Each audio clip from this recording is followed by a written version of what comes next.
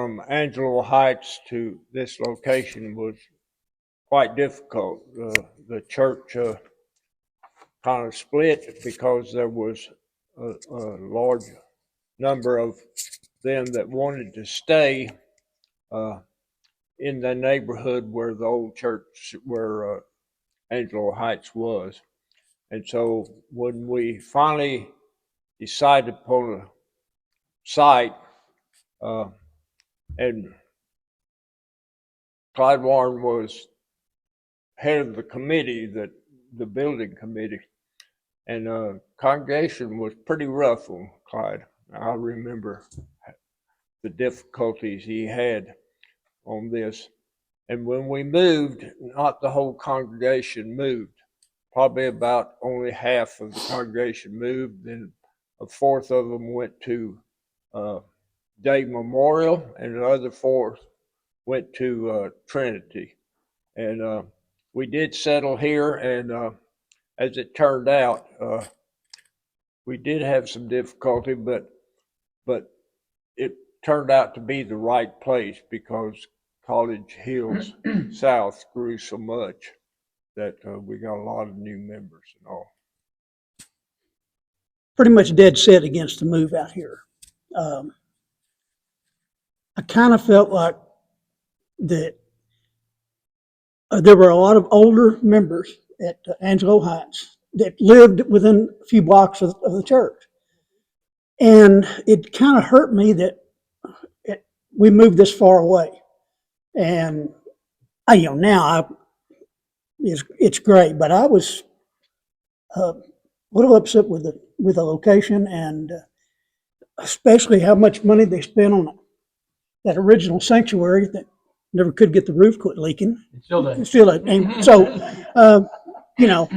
it was a tough move for me, but I'm glad now, looking back. Got married here. All my kids went through youth group together, and still know a lot of good friends around here. I so totally agree with you on the people that weren't able to move with us. It was heartbreaking, really, because that had been their church for so long. But on the positive side, we made some really, really good friends there in Angelo Heights, and we came over from First Methodist, and we would have still been there, but Clyde wanted a smaller church, and so we decided to try Angelo Heights and loved it. And we got in this crazy Sunday school class with Nita and Hobby Smith, Jane with Kay and Dwayne Kaiser, and Judy and Lloyd Rucker, and our lives changed from there. And we became really good Christians after that. So we got a lot of things done, and it was hard to move, but it turned out. Look how it turned out. So it turned out to be a wonderful thing. But we did hate to see some of the people that weren't able to come with us that would have liked to. So from my side of it, I was a little bit. I wanted to stay there because Angelo Heights had been my home. I thought it lived like a block from my grandmother and like that. But my head was I was still in high school at the time when we broke ground out here. Matter of fact, the youth group came out and we all had shovels and we broke ground with everybody else. And it was nothing but mesquite and jackrabbits, and you could go deer hunting out here, I think, at some point, because it was outside of the there wasn't a loop. It was just outside of the city, on the edge of the city limits. And but Dad was on the building committee, Dad, my father, and while he would have liked to have maybe stayed, or the family would like to have stayed, we weren't dead set against it. And like I say, I was in high school still playing baseball. I kind of didn't care. I mean, I didn't have as strong a mindset on it as Joe and some of the others, but I was always the kid that liked the first day of school, whereas others don't. And I think that it was exciting for me to know that something was going to be built and it was going to be new. And so from my standpoint, I had mixed emotions. I loved Angelo Heights, still do, and love the old building. Joe and I, about 10 years ago, went, and the building still exists over there, and we went and walked through it. And so there's a lot of those ties. And I think all the pews and like that went to Wesley.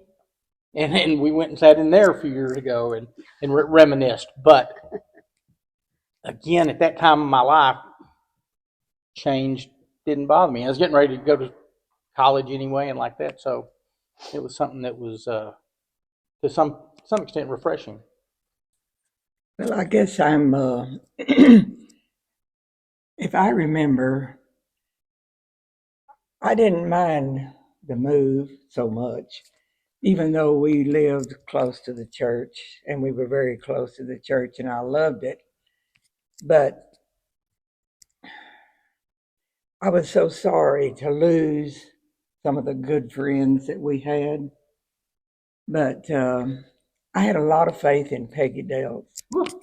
Yeah. And she said, that's where San Angelo is going to grow. And that's where we need to be.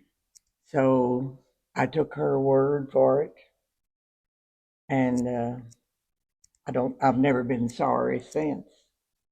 I want to ask a follow-up question of you and anybody else, but Brother Jim Carter was brought in to help the move because he had moved one before. Uh-huh. And we all love Brother Fluth before that. And that in itself was a Yes. sticking point. Not that, I mean, I got For you along with kids. Brother Carter. Yeah, for us it was, but Brother Carter was great for that move to get us out here and keep us as intact as it was. And y'all were good. Y'all were great good friends. Yeah, I just wondered if there was some insight on Brother Carter because he was brought in specifically for that. I'll have to tell you, he used to come to the house and Hobby was teaching him things. I don't know whether you knew his history, but I don't think he had a very happy childhood. And he didn't have anybody to teach him basic things that most men need to know. And of course, Hobby was a good woodworker. And so Jim would come out and they would work in the garage for a while. And then Hobby would make sandwiches and they'd sit there and watch TV and eat sandwiches. And Jim was just as happy as he could be. So that was well, and that tells a lot because Brother Fluth was all about the youth. I mean, we sat on the front pew, all the youth sat on the front pew, and Brother Carter came in without that background, but for a purpose to move a church, and that tended to separate the youth. I'm good. Was probably about a junior in high school when we got the news. And something that I think it's good to remember is we didn't really have a choice. We did have to move because our church was in the path of the loop. And in fact, about where our church was is at Madison, really on the access road. That's about where we were, where the access road is now. And so we didn't have a choice, but whether to just relocate nearby, which actually that church, as Butch said, is near there. It's that Mount of Olives church now. So that was the choice. And my mother actually loved Jim Carter and knew that he was sent for that purpose, to move the church to where the town was growing. And anyway, I think another thing that was very hard for people to accept is the fact that we had such a nice, we had two buildings. We had just paid off the 2-story Family Life building, which was a big fellowship hall and kitchen on the bottom, and then classrooms up above. And we also owned 3 houses. One, the whole house was nursery, one housed the men's ministry, and one was for youth. And we had a big backyard with shade. And, we have lots of memories playing volleyball out there and Red Rover during vacation Bible school. And, so I think it was, it was just hard to leave and knowing that, I mean, we came to a very small space over here. And I saw on some of the historical documents that at one point at Angelo Heights, we were 500 members. When we moved here, we were 200. So that tells you just how much we lost. And as a youth, I just remember the contentious meetings. It was very upsetting, to be a high schooler and just kind of watching the attacks and people so upset. My family had already moved. We actually lived in College Hill South, so we drove, to get to Angelo Heights. But anyway, I also loved Peggy Deltz.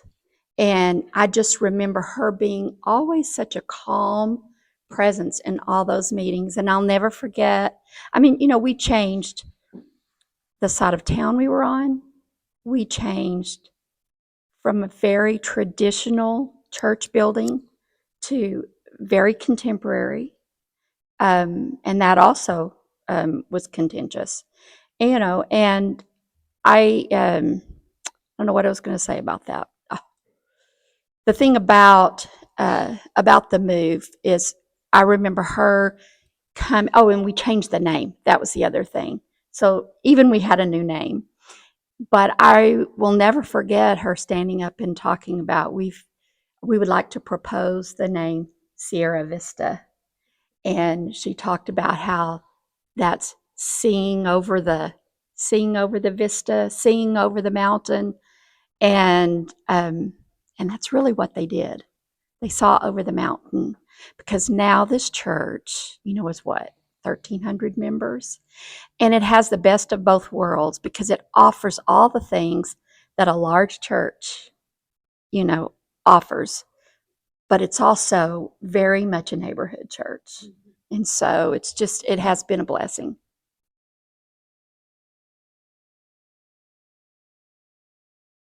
A little bit of Angelo Heights with us.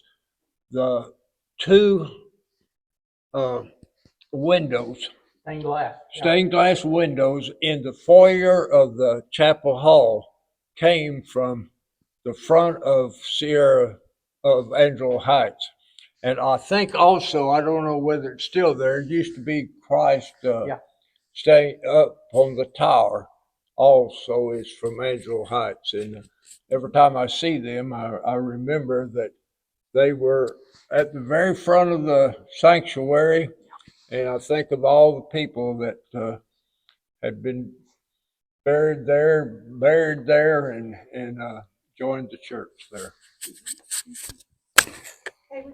Yes. Yeah. Yeah, we started. Do you mash on this? No. Okay. Yeah, we started going to Angelo Heights in 1968, and that's when we joined. And my husband, Dwayne Kaiser, was on the board when we moved out here.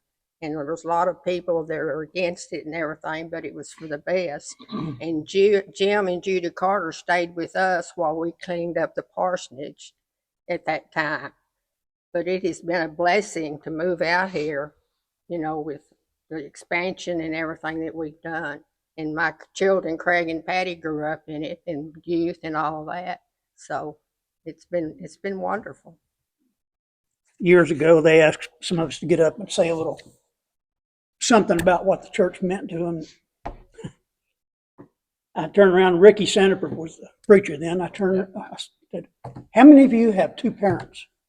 Well, of course, nearly everybody I turned around and looked at Ricky and I said, I feel sorry for you. I had probably 30. and some are sitting here at this table.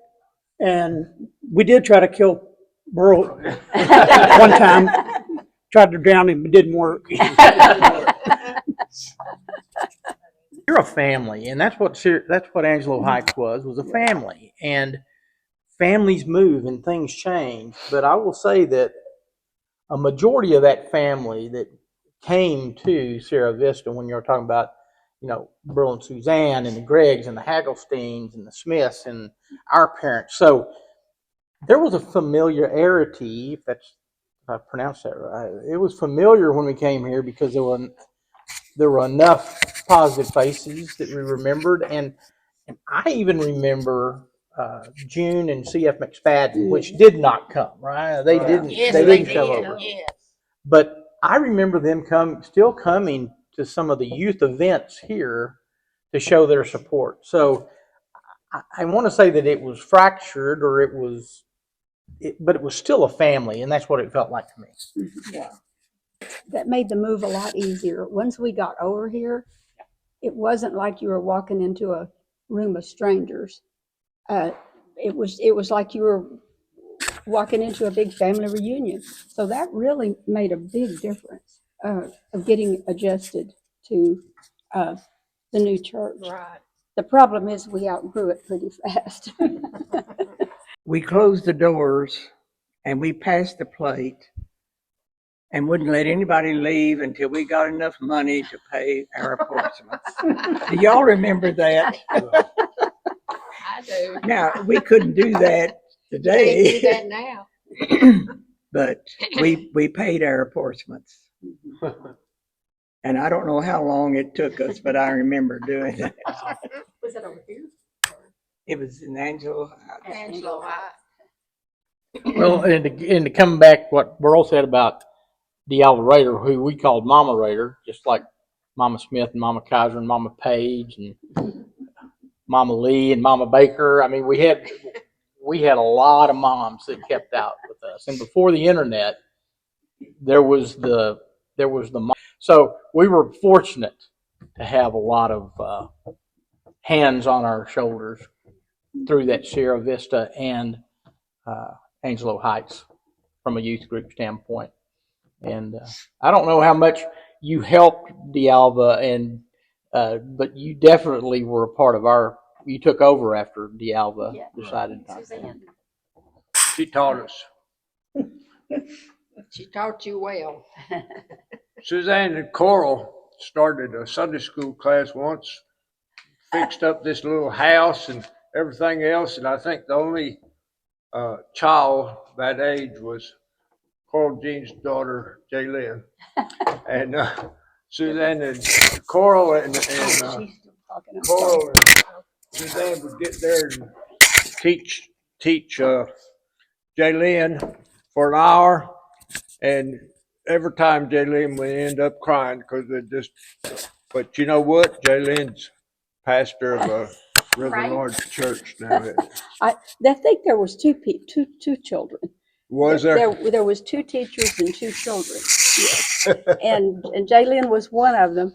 But the problem was Jaylynn had two brothers, and this other little girl didn't have a brother or sister. So Jaylynn was always trying to get all the toys and could get them because the little girl didn't know how to fight back.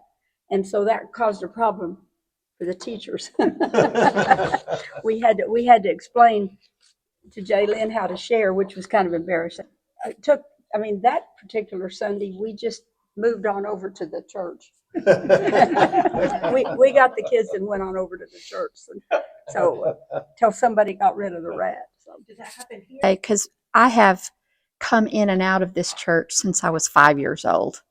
And whether it was Angelo Heights, where I grew up, where I was confirmed, or the original sanctuary, I was organist there during college, and Keith and I were married in that sanctuary. And then when we came back for him to be the band director at Central, we were here again 10 years and in this sanctuary, but it's always the same loving family. I mean, that has never changed. It's a place where you feel comfortable and you feel loved and you feel like you're among family. So The one thing I had a gentleman come into the shop one day and say, "Yes, I want to ask you a question." I said, "Okay." He said, "Where do you go to church?" I said, "I'll go to Sierra Vista." He said, "Why?" And I looked at him and I said, well, here's the deal. That church doesn't hoard money. Whatever they get in, they put back into the community, outreach programs. And I said, that's why I go, because, like I said, there's some churches that their big deal is they want to have a 2 or 3 years in their budget that they, But anyway, about a month later, you'd have to know this gentleman. He came back in. He said, "You're right." He said, "I did some investigating," and he said, "You were telling the whole truth about what your church does." And they ended up. He and his wife became members here, and that one thing stands out to me that we talk about caring and all that. We do send back out what we take in. That kind of puts us into the new church now, because, which we need to probably move on a little bit. One of the things that, and we used to do the Mexican dinners. Oh, yeah. Oh, Well, yeah. and we continue to Wish do we that. still did. Yes, we did continue to do that when we moved over here, and the Methodist women would prepare the dinner in that little bitty kitchen over there for everybody in the church. And when we were meeting for this committee to coming up for the 50th anniversary, Beverly said, "I think we're going to start doing that again. So we may start doing our Mexican dinners again." But that was something that was familiar. Biggest fundraiser, one of the biggest fundraisers. Now we'd have people from all over town. It was good. It was good food, and people from all over town would come, and they'd have 2 or 3 hours of serving Mexican food. And everybody would bring beans and Mexican rice and enchiladas. Exactly. Anybody want to add on? More contemporary than the old chapel we came from. But one of the things that I remember that tended to bond us all is that, and Joel will understand this, but between every service, depending on what was going on, Scotty Elms would get up there and move chairs because everything was movable, and everybody jump in and we'd haul chairs around, and because there might be a baptism coming up on the next week or whatever, and I just remember how flexible it was for weddings and like that, and Scotty wasn't the only one doing it, but Scotty would ooch and scooch stuff, move this around here, get this much room between the chairs and like that, and so. Once again, that was in Angelo Heights that came to here that kept that family atmosphere going, and we would all join in for that. And so that new contemporary sanctuary, while smaller, we definitely made it work for a long time, and I think making it work was part of what joined this congregation together. We had when we first we had that what is now called Chapel Hall, the kitchen and the foyer, and in the sanctuary we had curtains, big old curtains went all the way to the ceiling, real thick plastic, and after the service we would pull those curtains out and they'd come across and make 6 rooms, and we'd have the adult Sunday school classes in there, and Coral, I know, taught one, and I'll never forget. Coral, funniest thing was one time we were going and they made us break up because it was time to put them back for the next service, and Coral said, "Well, I can't finish this today. I'll do it next Sunday. Y'all just keep sending until then." And I still remember that. But anyway, we would make those up, and of course it was kind of noisy with the classes next to you and all. So we had to try to not be too loud and all. But we did have the children's building for the children.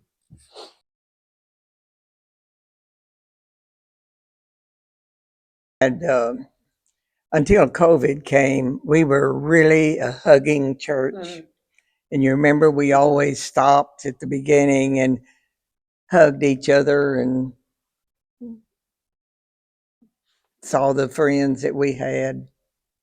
And that meant a lot to me. I'm glad that we're coming back to that. So I was a member of the finance committee, and every time we met, we went on faith. We would say, and especially when we increased the budget, and we would say, how in the world are we going to make this budget? But we're going to put it down, and with faith, we'll come through. And every year we did. Somehow we made it. Right now that that's what makes this church what it is you don't hesitate to help somebody. You don't get have to have a reason. If somebody says they're in trouble and need help, then somebody in this church, or some more than some, are going to do whatever they can to help them. And I think about Rodney Floyd and what he did for this church is absolutely amazing. And people like Rodney, everybody here has got a story about somebody that did something for them or their family. And like I said, the money was going to be there. I remember when they came up to buy this lot next door. I was talking to George Lumpkin, who was at that time was pastor at St. Luke's, and I said, "Man, that's a lot of money for that lot." And I remember he looked at me and said, "I don't think I've ever seen a Methodist church go bankrupt." True story. And so right then, that the things that people have done without any glory or any pat on the back, it's just they do it, and that's what makes this church what it is. Ministries and missions that brought the congregation together, I have to mention, to kind of dovetail on what Burl said about the old stained glass windows coming over, and so the part of Angelo Heights that was here. But when the project to do the new stained glass in the sanctuary, and how that came about, and the momentum that it took, and everybody got to put a piece together, or more than one, and the organization, I've got to say that was a pivotal point of making the new sanctuary that everybody in the congregation felt like they were a part of that. And to this day, I'm in awe of how beautiful they are. And people here all had a chance and to put it, I don't know. I mean, it was just an amazing, it was amazing amount of faith and organization.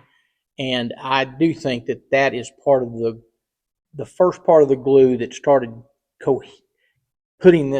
making this congregation cohesive, was the project of that. And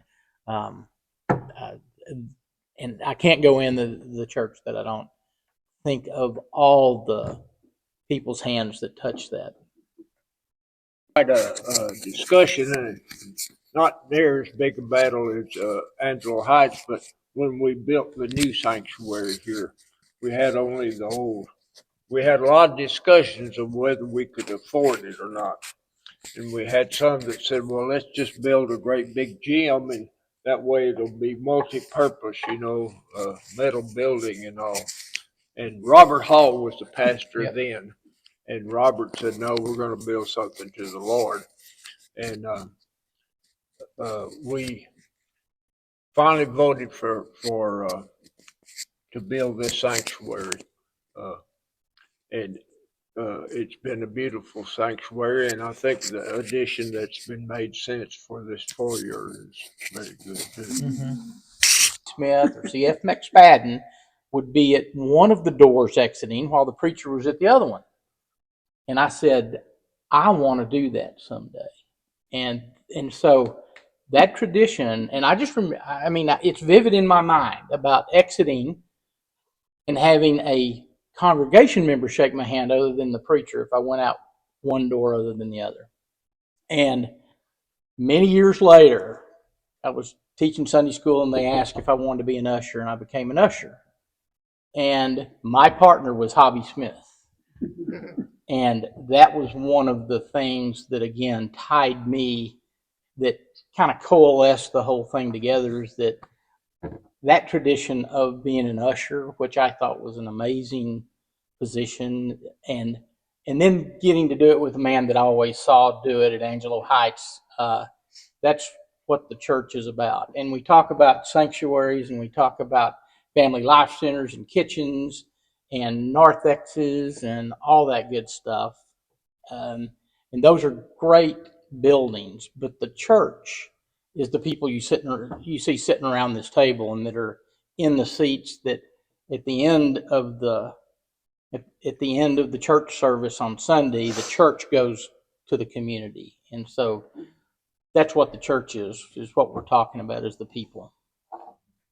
We started a small harvest festival, Yeah. and as a money raiser and all. And I remember Joe McClure would gather about 3-barrel barbecue pits, and I'd come up here, and I forget the other gentleman's name that came also, and we would sit there, and we went out to got Struby's sausage and chickens and things, and we would barbecue all night long.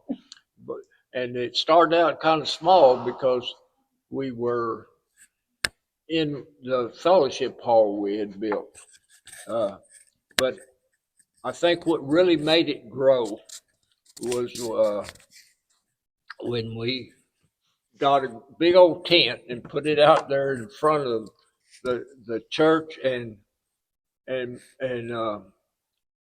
put a bunch of stuff in there, and all of a sudden, just driving by College Hills, people would see, and we started just getting people coming by like a big old garage sale or something, and it just grew from there on because we were so visible to so many people driving up and down College Hill. Did the Harvest Festival, it was to help us pay at the end of the month, we needed the money for ourselves. Right. And after that, it was so successful that after that, it was always for someone else. Right. And that has just continued to be that way. But one of the things that I love about this church, I think we've had some wonderful pastors that have helped us grow. But all of us that came over from Angelo Heights and all of the people that have joined since, love is still the main ingredient in this church. And that has not changed. And I am so thankful for that, because that's what makes it work. That's what makes it work. The children's ministries were primary emphasis from the get-go with the new church, and bringing in the neighborhood with all of the kids was important in each of our ministries, through carrying out the in the background leadership roles of the church, and making sure that the kids were welcomed at each of the activities that included the whole church was of primary importance. And we were just with a young family, and fit right into that mold of bringing the kids along and making them an active part of whatever our church was about. Betsy? Oh, we were very fortunate to find this church. We had just moved in on Paladura, and I don't know where Beverly is today, but her father, you remember Mr. Killingsworth, was out here walking over the ground, and he had been Mark's principal in school. And Mark said, he said, "What are you doing here, Mark White?" And Mark said, "What are you doing here?" And he said, "Well, we're going to build a church here." And we had, that's when we joined the over at the old church and got to meet the Gregs and all of you all, and you were a couple at that church at that time. Also, you two were the ones that I remember definitely worked very hard to get over here. Your husband, particular, and it was such a wonderful thing for us to be in the group and be able to be part of the church. Of the kindergarten, and of course, most of my grandchildren attended kindergarten here, and I think that was a good outreach for the community here. It's still going bigger and stronger than ever. We seem to have a lot of Mexican food suppers. You ladies remember, because we were always needing to pay our bills. Lots of beans. That's right. Already said a lot of that. I just think that we are so proud of the family, the love, the faith that this church has kept. And, you know, I went to seminary and then was a music minister at several churches. And I will have to say, this was my favorite place, actually, even to work. And it's just such a happy, healthy place, and has been, you know, for generations. And so, And what I mentioned a minute ago about the love in this church, I've always thought it was really neat that all of us that came over have always welcomed new people and there's not any competition. We enjoy the younger people. We enjoy what they contribute. And as I said, there was always this loving relationship where if anybody needs something, like Joe said, there's somebody that's going to help them. And then on top of that, we've had the best youth program over the years, and that has continued. And I think that's one of the most important things in a church. And so I'm just glad that our church is growing in the right direction. To have had the leadership in this church and been very blessed with the leaders and our pastors that we've had. And I feel like this church has just been very blessed.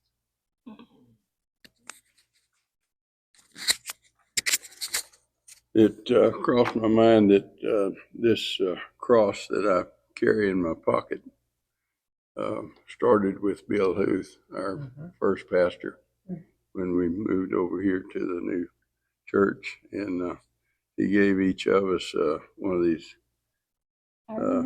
little crosses to keep us on track. And so I keep mine in my purse. from the get-go, the continued personal relationship with Christ and our church has been emphasized by the leadership of our church through the years, and we all, of course, continue that on a daily basis, and we're all blessed by that connectivity. So it's been a pleasure.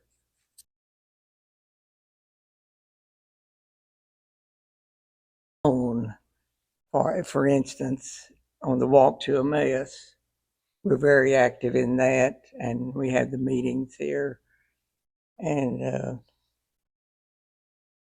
we extend our hand to anytime that something is needed, like the help for the people that were hurt during the flood. And I'm just very proud of our church. I'm proud to be a member. part of the city to, as Anita said, how are we going to pay for this when we have a raise in the budget, and yet but we're going to do it. And it just shows faith over and over and over.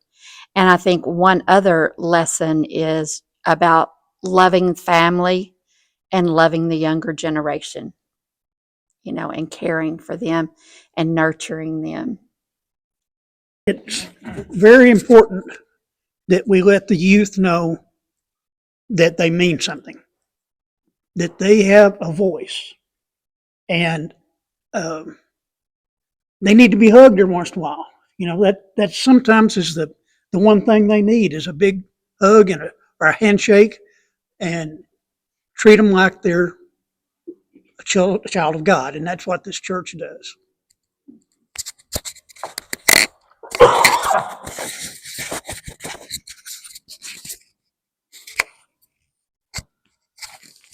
The youth is the future of this church, and I think that our support of the youth is so important. And we have one of the largest and best youth groups anywhere because we've stayed true to that tradition. And there's many people that have helped lead the youth through all of this, and a lot of volunteers, and a lot of things that go and bring us together. And the other thing I think that's important for Sierra Vista is that we build relationships, and why it's important that we don't stay home and look at the church service over internet or over the radio, but that we come, give each other a hug, build relationships, work together, and when we have something together need to do, we all get there and pitch in a hand. And if we can't this time, we can next time. I've got to brag on our new men's group that has caught on in interest and continues to increase in membership. And we're carrying on the blessings of the church by supporting each other in the different age groups. And it's a pleasure to be an integral part of inviting all the men of the church that want to participate in our every Wednesday morning get together. And it's been a pleasure, especially to me, to notice that if they don't get here by a little bit before 7 o'clock, they get the leavings on the breakfast that we dish out. So it gets us up out of bed and on board in the middle of the week and gives us the support between the two Sunday services that we all enjoy together by the relationships that we build and support together with the men of the church. And I'm just tickled that we have the Bobbsey twins here that come and support each other, and Butch and Joe, and Burl even gets up and gets out now and then. We're just tickled to have the men that enjoy getting together for the men's group, and want to brag on each of y'all for that participation. Thank you. My Sunday school class for years had a taco bean soup. And we had so much fun doing that. And I was really sorry when we stopped. I can't remember exactly why we did. But Wanda McKeever and I used to work together to make the taco bean soup. And it was a special occasion for us. One of our older charter members was a member of that class, and she would get up and leave the service a little early to go across the hall to their classroom. I opened the door for her. She went out. In a second, my arm got grabbed and, "Come with me." I said, "What's wrong?" She said, they have rearranged the chairs in that room, and we can't have a class like that. So I had to stop and rearrange the chairs to her liking, but that was that class. There's mystery there. School, adult Sunday school classes that moved from Angelo Heights here. One was the home builders, and the other two were the Mary Martha class and the men's Bible class. And then they started the CCC class that met down at Robert Mankin's dentist office down on the corner for the younger groups. And we renamed the home builders to the New Life because we all got so old that all our kids were gone and we didn't need to build any more homes. Sean were the teachers for Mary Martha class. So I'm very familiar with what went on in that class. My dad always said that we could make all the decisions to move and all like that, but it wasn't for sure until Mary Martha said it was okay. She grabbed that ear, just, and One last time. we started talking, and her daughter said she hadn't said 2 words in 2 weeks, and now you walk in, and she's chatty Cathy. Yep. And I said, she sat in there, and she said, Paula, tell him what you're going to do for me. And Paula looked there and said, you can tell him. She said, looked at me, and she said, she's going to take me out to Haven and put me in the ground. And I laughed at her and I said, well, if you weren't so lazy, you'd get up and walk out there yourself. And that was about 2 weeks later, she passed away. That's right. We were pallbearers at her funeral. She told